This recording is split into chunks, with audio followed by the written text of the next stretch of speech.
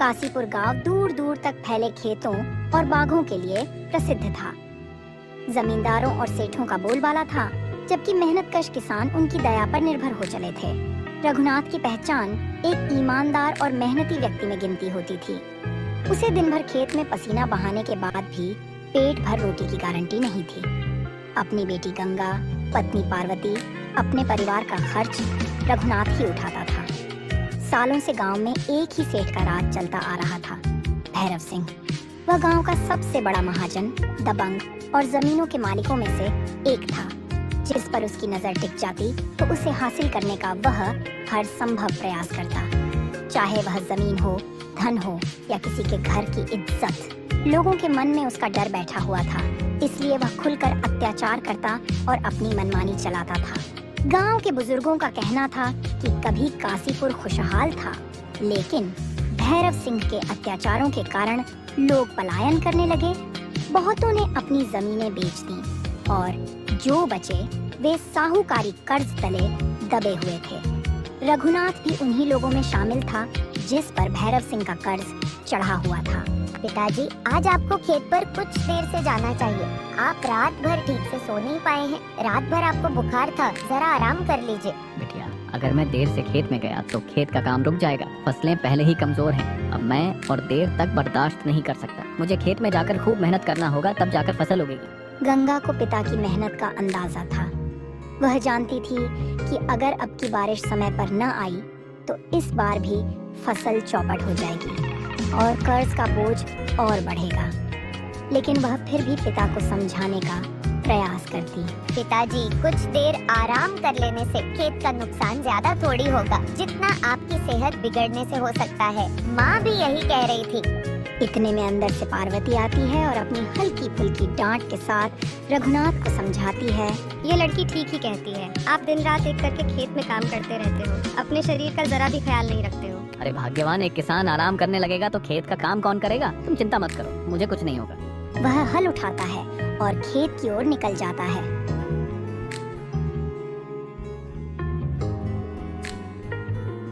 गंगा भी अपने घड़े लेकर पास के कुएं पर पानी भरने चली जाती है। वहां उसकी मुलाकात पड़ोसी किसान माधव की बेटी सुनीता से होती है। दोनों सहेलियां देर तक बात करती हैं। देख रही हो सुनीता, किस तरह हमारे गांव से ये गरीबी और डर खत्म होगा। और हमारे पिताजी भी सेठ से रकम ब्याज पर लिए हैं। पिताजी दिन रात मेहनत करके भी पूरी रकम नहीं चुका पा रहे हैं। ऊपर से सेठ की गंदी नजर हर लड़की पे रहती है। पता नहीं हम गरीबों का कैसे गुजारा होगा। हाँ गंगा, तुम सही कह रही हो। पता नहीं हमारे गाँव का क्या होगा। दोनों बातें कर रही थी। उधर खेत पर रघुनाथ खेत में काम कर रहा था, किंतु सच यही था कि उसकी फसल लगातार पिछले 2 साल से खराब हो रही थी। कभी ओलावृष्टि तो कभी सूखा से। पर रघुनाथ का हौसला टूट जाता था। उसे यकीन था कि कड़ी मेहनत और ईश्वर की दया से एक दिन उसका भी अच्छा समय आएगा। सेठ भैरव सिंह का बड़ा सा हवेली नुमा घर गांव के ठीक मध्य में स्थित था। किसी को सहज ही अंदर जाने की इजाजत न थी। बाहर चारों ओर उसके लठैत तैनात रहते थे। गांव का जो भी आदमी वहां उधार या किसी फरियाद के लिए जाता तो वह बिना डर के अंदर पैर नहीं रख पाता था। उसकी दबंगई से मानो सबकी हालत खराब रहती थी। जमीनों पर जबरन कब्जा करने, ऊंची सूद पर कर्ज देने और खूबसूरत औरतों को परेशान करने के उसके कुख्यात किस्से आम थे। लेकिन गांव वाले मजबूरी के चलते सब सहते थे। कल्लू, वो रघुनाथ वाला खेत कैसा चल रहा है? सुना है कि इस बार भी फसल डगमगा रही है। जी सेठ जी, बारिश नहीं होने के कारण फसल सूखती जा रही है। रघुनाथ हमसे बीज के लिए कर्ज लिया था, पर वह अभी तक नहीं चुका पाया। बहुत जल्द वह कर्ज लेने आपके पास दौड़ा आएगा। चलो अच्छा है, जितना दबाव बढ़ेगा उतनी जल्दी वह अपनी जमीन मेरे नाम करने को मजबूर हो जाएगा। फिर अगले दिन भैरव सिंह कल्लू के साथ खेतों में जाता है जायजा लेने। तभी रघुनाथ की बेटी रघुनाथ को दोपहर का खाना देने जा रही थी। तभी भैरव सिंह की नजर गंगा पर पड़ी तो वह कल्लू से पूछता है, अरे कालू, यह रघुनाथ की बेटी तो दिन पे दिन खूबसूरत होती जा रही है। लगता है कुछ करना पड़ेगा। हाँ, मालिक रघुनाथ की बेटी की चर्चे पूरे गांव में हो रही हैं। बड़ी सुंदर, गोरी चिट्टी, सीधी सादी लड़की है। भैरव सिंह की आंखों में गंदी लालच की लहर दौड़ जाती है। वह मन ही मन सोचने लगता है, रघुनाथ की बेटी को मैं किसी भी कीमत पर पाना चाहता हूँ। यह गरीबी में पड़ी लड़की अपने सौंदर्य से मेरे घर को रोशन कर देगी। और रघुनाथ विरोध करने की हिम्मत भी नहीं करेगा। कर्ज का दाव चलाकर उसे झुका दूंगा। सेठ भैरव सिंह की ये गंदी सोच उसके भीतर दबी आग की तरह धधक रही थी। गांव वाले इस सच से अनजान नहीं थे कि सेठ कभी भी किसी गरीब की बेटी पर नजर डाल सकता है। लोग मन ही मन डरते थे, पर उनमें खुलकर विरोध करने की हिम्मत किसी में न थी। कुछ दिन बीतते हैं और एक दिन गंगा अपने सहेली के साथ पानी लेने के लिए जा रही होती है। उसी बीच सेठ भैरव सिंह अपने लठैत के साथ गांव में आया। उसके आते ही कई लोग डर गए और एक तरह की खामोशी छा गई। भैरव सिंह अपनी गंदी नजर से देखते हुए गंगा से बोलता है, अरे गंगा, तुम कहाँ जा रही हो? तुम्हें पानी की इतनी दिक्कत है कि तुम पानी लेने कुएं के पास जा रही हो। इतनी परेशानी मुझे देखा नहीं जा रहा है। सेठ जी, इस गांव में पानी की बहुत दिक्कत है, इसीलिए पानी लाना जरूरी है। लेकिन मेरी घर की बहू बेटियां तो कुआं से पानी नहीं लेने जाती। मेरे घर मिनरल वाटर की मशीन लगी है। गंगा, तुम बहुत भोली हो। मुझे तो तुम्हें ही अपने घर की बहू बनाना है। मैं तो तुम्हें ही अपनी पत्नी बनाऊंगा। कितने दिन से तुम मेरी नजर में गड़ी हो। अगर मेरी घर की बहू बनोगी तो राज करोगी राज। इतना कहकर वह अपनी लाल आंखों से उसे घूरता है, मानो कोई शिकार देख रहा हो। गंगा सहम जाती है। आसपास के लोग भी ये वाक्य सुन लेते हैं। कुछ का तो खून खौल उठता है, पर सेठ से उलझने की हिम्मत किसी में नहीं थी। सेठ जी, ये कैसी बातें कर रहे हैं? आप हमारे पिता के उम्र के हो और आपको ऐसी बात करने में शर्म आनी चाहिए। मेरे पिता इसका जवाब तुम्हें देंगे। अच्छा, तो तुम्हारी इतनी हिम्मत की तुम मुझसे जुबान लड़ा रही हो, तो ठीक है। तुम अपने पिता को बोलना कल तक मेरा कर्ज चुका दें, या फिर सोच लो तुम्हारा बुरा हाल हो सकता है। इतनी बात सुनकर गंगा के माथे पर पसीना छलक आया। वह समझ चुकी थी कि सेठ अब अपने कर्ज की आड़ में कुछ भी करेगा। सेठ वहाँ से गुस्से से लाल होकर वहाँ से चला गया। तभी गांव का एक आदमी बोला, गंगा, तुम्हें कुछ नहीं होगा, हम सब तुम्हारे साथ हैं। जाओ, अब घर जाओ। जब गंगा घर पहुंची तो रघुनाथ पहले से ही वहाँ मौजूद था। उसके चेहरे पर भी चिंता की लकीरें थीं। वह गांव में हुए वाक्य से अनजान था, लेकिन इस बात से परेशान था कि भैरव सिंह ने अपने किसी आदमी को भेजकर कर्ज चुकाने का नोटिस भिजवाया था। जब रात हुई तब गंगा ने सारी बात सुना दिया कि कैसे भैरव सिंह ने उसे खुलेआम अपनी पत्नी बनाने की बात कही और कर्ज वसूलने की धमकी दी।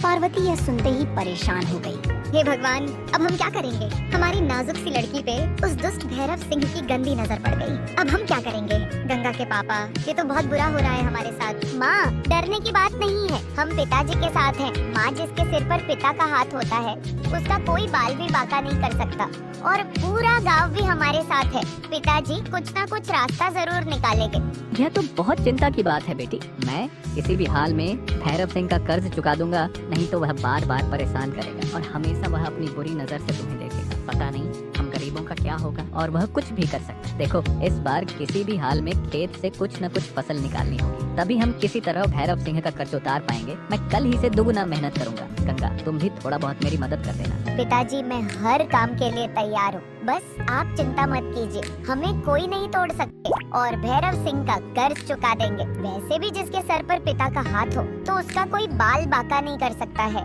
उसकी आंखों में पर हौसला भी था।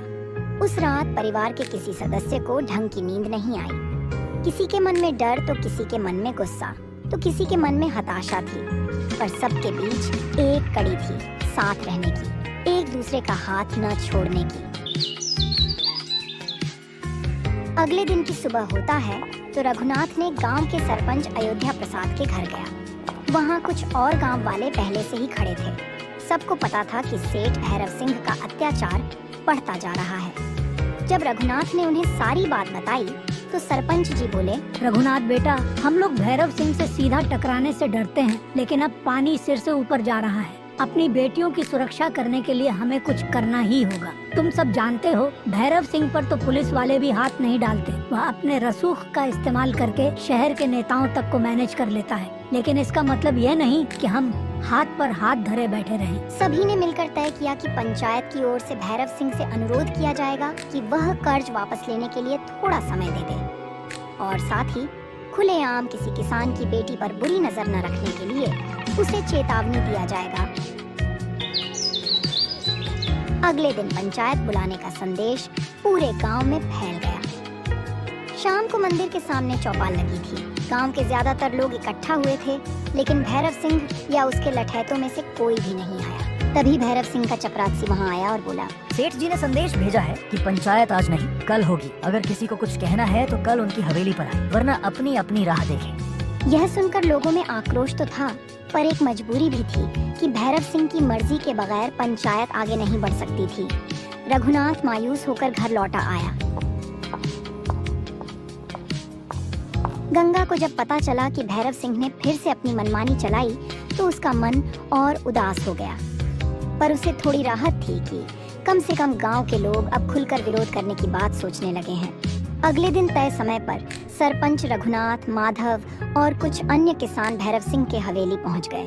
तो सरपंच, सुना है कि तुम लोग मुझसे कुछ कहना चाहते हो, बोलो क्या कहना चाहते हो? सेठ जी, कई किसानों पर आपका कर्ज है, वे उसे चुकाने में असमर्थ हैं। पिछले 2 साल से सूखा है, फसलें भी बर्बाद हो रही हैं। आपसे हाथ जोड़कर निवेदन है कि उन्हें कुछ मोहलत दे। और हमने सुना है कि आप रघुनाथ की बेटी पर बुरी नजर रखे हुए हैं। ये ठीक बात नहीं है सेठ जी। गांव की बेटियों की इज्जत सबकी जिम्मेदारी होती है। हम चाहते हैं आप ऐसी कोई हरकत न करें जिससे गांव में अशांति फैले। देखिए सरपंच, कर्ज तो हर हाल में वसूला जाएगा, क्योंकि मैं कोई दान पुण्य करने नहीं बैठा हूँ। रही बात रघुनाथ की बेटी की, तो उसमें भी मैं कोई गलत इरादा नहीं रखता। मैं तो बस उसे अपने घर की रौनक बनाना चाहता हूँ। सेठ जी, की शादी मैं अपने हिसाब से करूंगा। आपकी उम्र भी तो 40 साल हो चली है और मेरी बेटी 18 साल की। आपको शर्म नहीं आती? यह कैसे शोभा देगा? फिर वो कौन अभागा होगा कि अपनी बेटी की शादी आपके जैसा दुष्ट आदमी से करे? आप क्यों जबरदस्ती कर रहे हैं? हम गरीबों को चैन से जीने क्यों नहीं देते हो? चुप रहो रघुनाथ, बहुत जबान चलने लगी है तुम्हारी।